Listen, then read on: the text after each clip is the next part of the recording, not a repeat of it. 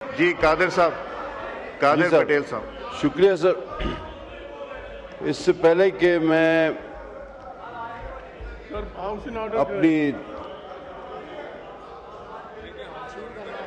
Sir house in order होगा तो मेरा वही टाइम काउंट कीजिएगा।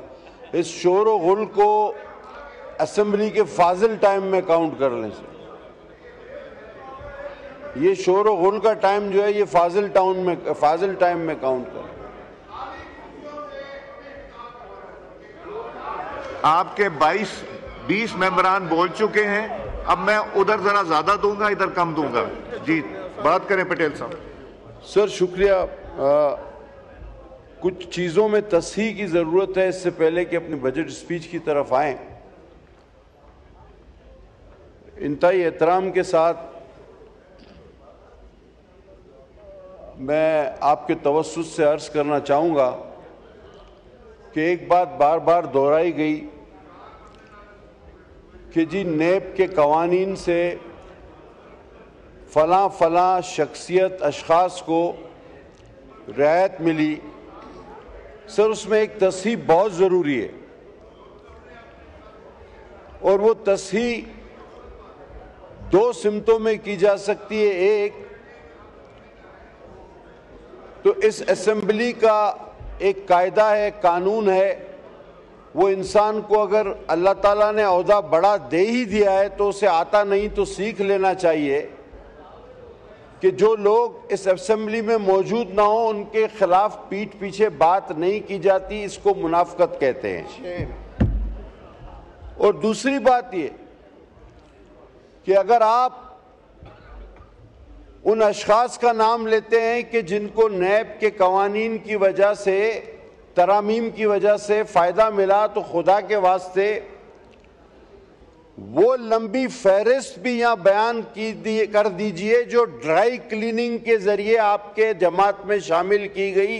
नैब के केस बना बना के जो भी जाता था वो धुल कर जो है आपके पास आ जाता था, वो क्लीन हो जाता था। ज़माने भर के दागदार चोर डाकू जो है वो क्लीन होकर आपके पास आए, कुछ रह गए और कुछ वक्त के साथ भाग गए।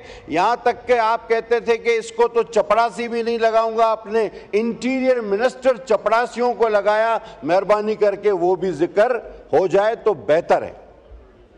अब मैं आता हूं सर अपनी बजट स्पीच की तरफ और ये भी बात करूंगा कि आज तक का नैब का सबसे बड़ा मुतनाज़ा मसला क्या है। ये 180 करीब पाउंड के 180 अरब पाउंड वाला कौन सा मसला है? ये आप मुझे बताइए, इसका गबन किसके जिम्मे है? ये केस किसके जिम्मे है? ये पैसे किसके जिम्मे है? कहां से आए और कहां गए? नेब का सबसे बड़ा अलमिया, उसके जिम्मेदार तो आप खुद हैं। आप किस पर किस तरह उंगली उठा सकते? जनाब अली, बजट स्पीच एक रिवायत भी है। अब तो सही कहा दोस्तों ने कि मामला जूं का तूं है, हर एक अपनी बात कर रहा है। जनाब अली, हुआ इस तरह है कि गुज़िश्ता कोई 30-40 साल से हम वॉर ड्रिवन इकोनॉमी हैं। जब कोई जंग शंग हो जाती है तो कुछ पैसे वैसे मिलते हैं, थोड़ा बहुत ठीक हो जाते हैं, मामला सरमायाकारी भी हो जाती है, सनद भी चल जाती है। और क्योंकि हमने अपना तो कुछ बनाया नहीं, और जो अपना कोई अच्छा बीज बोने के मामले में संजीदा थे उनको तो हमने फांसियां चढ़ा दी, किसी को जियारत में बेच के कैद तनाई में मार दिया, किसी को इसी अडियाला में फांसी चढ़ा दी गई, किसी को लियाकत बाग में कत्ल कर दिया गया। तो मोहसिन कुश कौम होने के नाते आज हमें जरा सा अपने माजी पर भी नजर डालनी चाहिए कि हमने अपने मोहसिनों के साथ क्या किया, और उसके बाद हमें अपने हाल पर रोना चाहिए कि हमने अपने मोहसिन कत्ल किए हैं, इसलिए आज हमारा ये हाल है। सर 2002 या 2000 एक बहुत बड़ा टर्न है ये, जहां स्टैंड बाय मईशतदान तो उस तरफ बैठे, मैं मईशतदान नहीं हूं, थोड़ा सा सियासियात का एक तालिब इल्म हूं छोटा सा। ये 2000 सन में जो स्टैंड बाय आपको इक़दामात और जो मिले अहकामात अंकल IMF की तरफ से, उसके बाद हालात खराब हुए। और उस वक्त से लेकर आज तक आपका सारा बजट, मुझे ये कहने में कोई आर महसूस नहीं होती कि IMF की शराइत को मद्देनजर रखते हुए बनाया जाता है। हुकूमत नवाज लीग की हो, पीपल्स पार्टी की हो, PTI की हो, हम सारे वजीर इंपोर्ट करते हैं। आज भी हुआ है वजीर इंपोर्ट, इन्होंने भी किए, हमारे पास भी रहे। हमने इकोनॉमी का कोई नया आइडिया इंप्रूव नहीं किया, सिर्फ वजीर इंपोर्ट करने पर तवज्जो रही। और वो वजीर बेचारे जो IMF वालों के मामलात थे, उनको देखते हुए वो बजट बनाते थे। अब सर एक गठजोड़ होता है मुल्क के सरमायादार और इकोनॉमी में। जब वो ठीक रहता है तो मामलात चलते हैं, सनद चलती है, मामला गरीबों तक भी पहुंचता है, कुछ रोजगार मिल जाता है। लेकिन जब वो रुकता है तो वो रोजगार भी चला जाता है और मुतवस्सित तबका सबसे ज्यादा उसमें पिसता है और वो गुर्बत की लाइन की तरफ चला जाता है। और मोहतरम साबिक स्पीकर असद कैसर साहब ने एक जिरगा इस वक्त लगाया हुआ है जो असेंबली में, तो आप संजीदगी का एहसास कर सकते हैं इस मुल्क को कौम के साथ। अब उन्हें पता ही नहीं कि मैंने उनका नाम लिया है, अंदाजा कीजिए। ये संजीदा कौम है, ये काइंडली मेंबरान असद साहब, ये जिरगा कहीं और भी हो सकता है। काइंडली मेंबरान तशरीफ रखें। उन्हें कुछ पता अगर नहीं, आप बात भी उनका करनी है नाम लॉबी ले में रहे चले जाएं या पीछे बैठ के बात कर लें। पता नहीं है सर, मैं कह रहा हूं ये पीछे बैठ के बात कर लें या लॉबी में चले जाएं। माशाल्लाह संजीदा लोग हैं सर।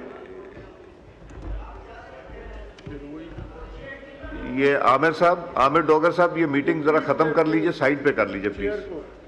जी सर, हम थोड़ी से जो सर्वे होता है हमारा, उससे थोड़ी सी फिगर ले सकते हैं कि आप ये देखिए कि 80 की दहाई में 80 बच्चों के लिए हमारे पास एक स्कूल था, प्राइमरी भी सेकेंडरी भी, 80 बच्चों के लिए। आज हमारे पास 1500 बच्चों के लिए एक स्कूल है। ये तो हमने सबने मिलकर काम किया तालीम में। और इसी तरह 1 लाख लोगों के लिए एक अस्पताल था, आज 2 लाख लोगों के लिए एक अस्पताल है। मैंने ये सिर्फ छोटी सी फिगर, मैं ये आशारिया जीरो में नहीं जाऊंगा। मैं सियासी बतौर तालिब इल्म के सिर्फ एक बात बताऊंगा, ब्रुनाई के शहंशाह वाली बात, कि उसको किसी ने कहा कि आपकी GDP कितनी है। उसने कहा कि भाई GDP क्या होता है? उसने कहा जी ग्रोस डोमेस्टिक ये। उसने कहा कोई नहीं, आप जाकर बाजार में मेरे लोगों से मोहल्लों में देखें, अगर वो खुश है तो मेरी GDP ठीक है, और अगर वो नाराज हैं और वो भूखे हैं तो मेरी GDP खराब है। ये कौन सी बात है? आशारिया 0, 1, 2, GDP 5 पॉइंट, GDP 6 पॉइंट। जरा बाहर तो निकल के देखें, लोग रो रहे हैं, लोग भूखे हैं। आप कोई भी फिगर पेश कर दें, लेकिन जब तक अवाम खुशहाल नहीं, कोई GDP ठीक नहीं।